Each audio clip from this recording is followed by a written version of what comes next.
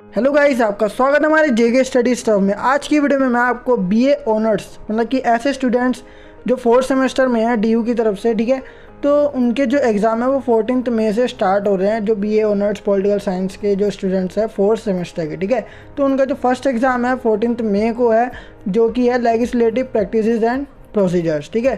तो जिनका कोड है 12, 32, 39 एंड 03, ठीक है। तो ये जिनका कोड है एंड जिनका एग्ज़ाम 14 मई को है लेजिस्लेटिव प्रैक्टिसेस एंड प्रोसीजर का, ठीक है, बीए ऑनर्स के पॉलिटिकल साइंस के स्टूडेंट्स, ठीक है, फोर्थ सेमेस्टर के, तो उनके लिए वीडियो जो है बहुत ही ज़्यादा इंपॉर्टेंट है। क्योंकि आज की वीडियो में मैं आपको जो एग्ज़ाम का पैटर्न है वो क्या रहेगा, क्योंकि फर्स्ट एग्ज़ाम है, इससे पहले जो एग्ज़ाम हो रहे थे वो हमारे ऑनलाइन हो रहे थे, जिसके कारण क्या हो रहा था कि बच्चे जो है अपने जो एग्ज़ाम है वो घर पे अटेंड कर रहे थे, ठीक है।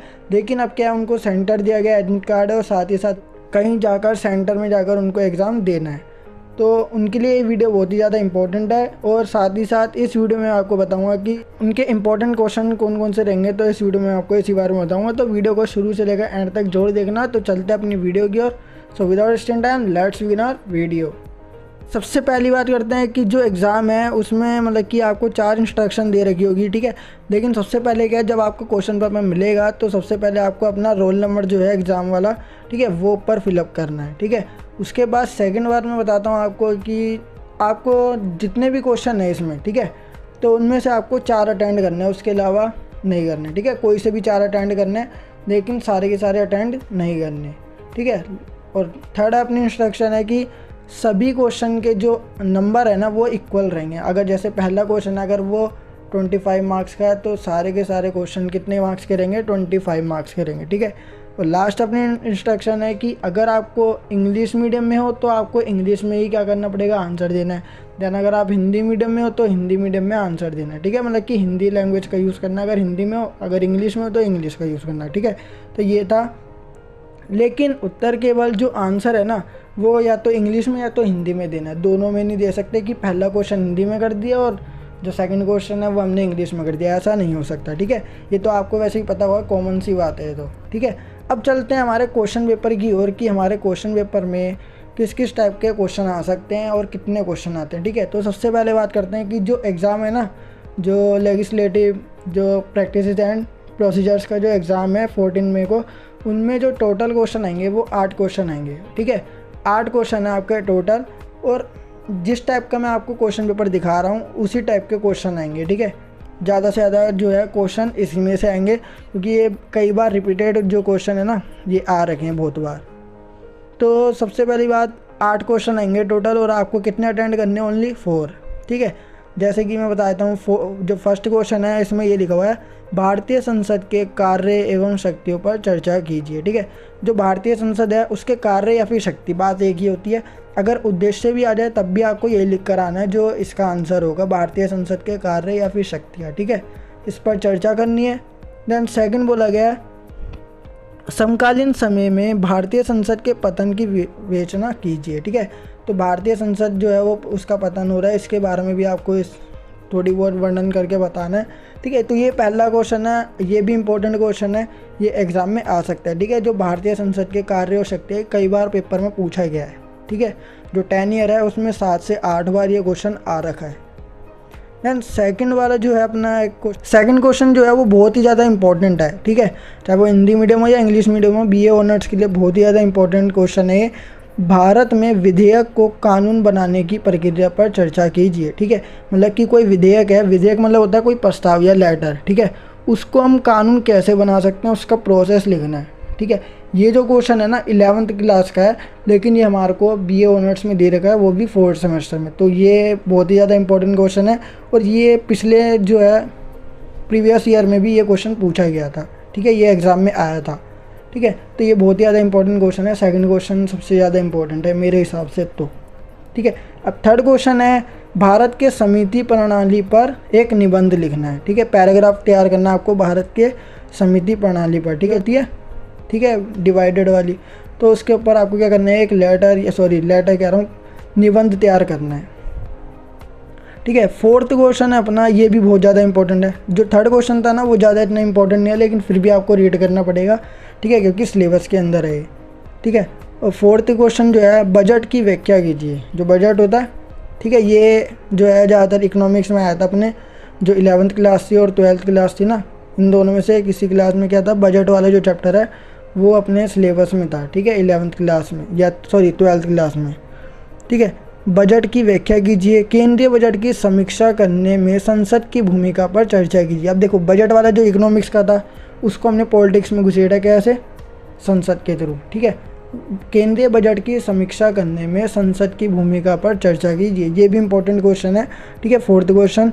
देन फिफ्थ क्वेश्चन हमारे को बोला गया है कि मीडिया का विधेयक पर प्रभावों का विवेचन कीजिए, ठीक है। तो मीडिया के बारे में इसमें विधेयक पर जो प्रभाव पड़ता है उसके बारे में विवेचना करनी है, थोड़ा एक्सप्लेनेशन देनी है, तो इसको भी एक बार पढ़ लेना जरूर गाइस, ठीक है। ये मैं इंपॉर्टेंट क्वेश्चन बता रहा हूँ और साथ साथ इसका पैटर्न भी बताते जा रहा हूँ कि देखो थर्ड या फोर्थ क्वेश्चन पे आपका निबंध पूछ सकता है, किसी भी टॉपिक पर पूछ लेगा कि आपको निबंध तैयार करना है, जैसे यहाँ पर बोला गया था, ठीक है, थर्ड क्वेश्चन में, ठीक है। और किसी भी प्रोसेस के बारे में भी पूछ सकते हैं, किसी की डेफिनेशन, और डेफिनेशन के बाद उसको किसी ना किसी चीज़ से इंक्लूड किया जाएगा, ठीक है। और साथ साथ इसके प्रभाव भी पूछे गए हैं फिफ्थ क्वेश्चन में किसी चीज़ के। तो इसी तरह के क्वेश्चन जो है ना आपको ना 5 से 6 पेजेस में या शीट्स में लिखने हैं, ठीक है। 25 मार्क्स का एक क्वेश्चन देगा क्योंकि 4 है, 4 अगर हम 4 को मल्टीप्लाई करेंगे 25 से तो अपना 100 का बनता है, ठीक है। तो 100 मार्क्स का आएगा। अगर 80 का आ रहा है तो आपको 20 के हिसाब से करना पड़ेगा, ठीक है। तो वो मैं बता देता हूँ। नेक्स्ट क्वेश्चन है आपका कि जो 73वां संवैधानिक संशोधन है जो किसको लेकर हुआ था, गाँव को लेकर हुआ था, ठीक है। जो संवैधानिक संशोधन है ना 73वां, ठीक है, 73 जो था वो गांव को लेकर हुआ था और 74 जो था वो शहर को लेकर हुआ था, ठीक है। तो 1992 के मुख्य प्रावधानों पर चर्चा कीजिए। इसने भारत में किस प्रकार प्रतिनिधित्व के विचारों का परिवर्तित किया है, ठीक है, मतलब किस तरह से उसने चेंजेस किया है। 73 जो अनुच्छेद है 1992 के जो भी प्रावधान थे, ठीक है, प्रोविज़न जो भी थे, तो उस पर चर्चा करनी है और उसके बारे में थोड़ी एक्सप्लेनेशन देनी है कि उसने क्या क्या चेंजेस किए, ठीक है, इस प्रावधान के थ्रू, ये जो प्रोविज़न है प्रावधान उसके थ्रू। 7th क्वेश्चन है भारत में विधायक प्रक्रिया को पावरफुल, सशक्त मतलब पावरफुल करने वाले विभिन्न उपायों की चर्चा कीजिए, ठीक है। विधायक जो होता है सरकार, उसकी प्रक्रिया जो भी होती है उसको पावरफुल बनाने के लिए कौन कौन से उपाय किए गए हैं, इसके बारे में भी एक्सप्लेनेशन हमारे को देने को बोला गया है, ठीक है। तो ये क्वेश्चन भी इम्पोर्टेंट है, ठीक है। 7th क्वेश्चन भी बहुत ज़्यादा इंपॉर्टेंट है, ये भी कितनी 4 to 5 अगेन, ये मतलब कि बार बार क्वेश्चन पूछे जा रहे हैं, ठीक है। 7th क्वेश्चन जो है 5 से 4 बार आ चुका है एग्जाम में, ठीक है, 10 ईयर में से। देखो अब अपना लास्ट क्वेश्चन बचा हुआ 8th क्वेश्चन, ठीक है, इसको थोड़ा ध्यान से समझना, ठीक है। कई बार बच्चे क्या है कि चारों के चारों कर आते हैं थोड़े थोड़े कर करके, ठीक है, ऐसा नहीं करना। 8th क्वेश्चन जो है वो आपका इसी टाइप करेगा, ठीक है, जब आप पेपर दोगे 14 मई को, तो जो लेजिस्लेटिव वाले स्टूडेंट्स हैं, ठीक है, BA ऑनर्स के, तो 8th क्वेश्चन जो है ना उसमें लिखा हुआ है निम्नलिखित में से किन्हीं 2 पर संक्षिप्त टिप्पणी लिखिए। मतलब कि आपको क्या करना है, टिप्पणी लिखनी है किन्हीं 2 पर। आपको कितने ऑप्शन दे रखे हैं, A B C D, ठीक है। पहला राजकोषीय घाटा, मंत्रालय के अनुदान के लिए मांगे, P, C क्या बोला गया, वित्तीय विधेयक, D अधीनस्थ विधान, ठीक है। ये 4 टॉपिक है, लेकिन इसमें बोला गया किन्हीं 2 पर हमारे को क्या लिखनी है, टिप्पणी।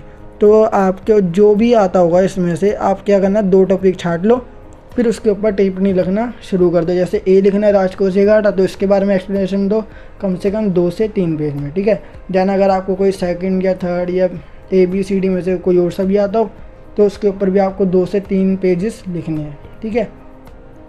सो गाइस 8th क्वेश्चन में ना आपको बस 4 ऑप्शन दे रखे होंगे, 4 में से किसी 2 पर आपको क्या लिखनी है, हमेशा टिप्पणी लिखनी है जब आप एग्ज़ाम दोगे। 8th क्वेश्चन आपका ऐसे ही आएगा, बिल्कुल same as it is. Guys जो आपका एग्ज़ाम होगा, मतलब कि पॉलिटिकल साइंस का जो भी एग्ज़ाम है BA ऑनर्स का, ठीक है, उसमें जो भी क्वेश्चन होंगे 25 मार्क्स के होंगे हर एक क्वेश्चन, ठीक है। देन जो टोटल मार्क्स है, ठीक है, मैक्सिमम मार्क्स कितने होंगे, 100 मार्क्स का एग्ज़ाम होगा, ठीक है। और आपकी जो टाइमिंग रहेगी वो होगी 3 आवर्स, ठीक है।